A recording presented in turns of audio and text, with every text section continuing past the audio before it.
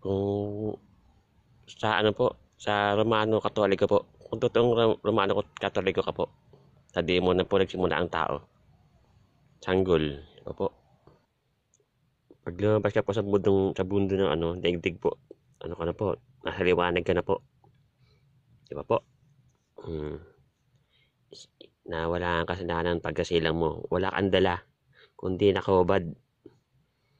Hubot-hubad na walang alam sa mundo. Wala pang alam. Pero habang lumalaki, ano na tayo? Dumidilim na po yung ano, pagkatao po natin. Kung ano na yung pinapaniwalaan po natin. Kung tao ba o ang Panginoong Diyos. Pero sa ngayon po ano tao na po pinapaniwalaan, tao na.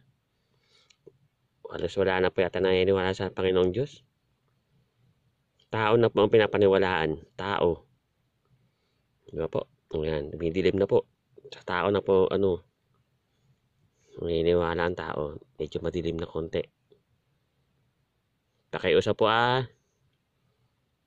Nakikiusap po ko sa inyo. Sa Panginoong Diyos pa nagmula at ang kaluluwa po natin bumalik po sa Panginoong Diyos. At kung sa biglaan pong kung maghanap accident, pwede ka po makabalik.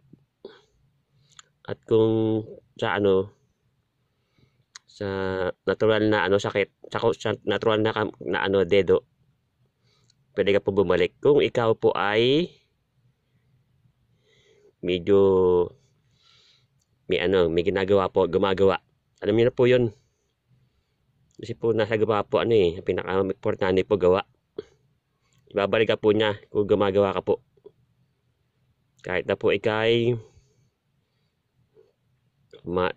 nadedo ng po, natural na natural na paraan po. Bumalik po tayo sa kanya po. Pakiusap po. Salamat po. Magandang gabi.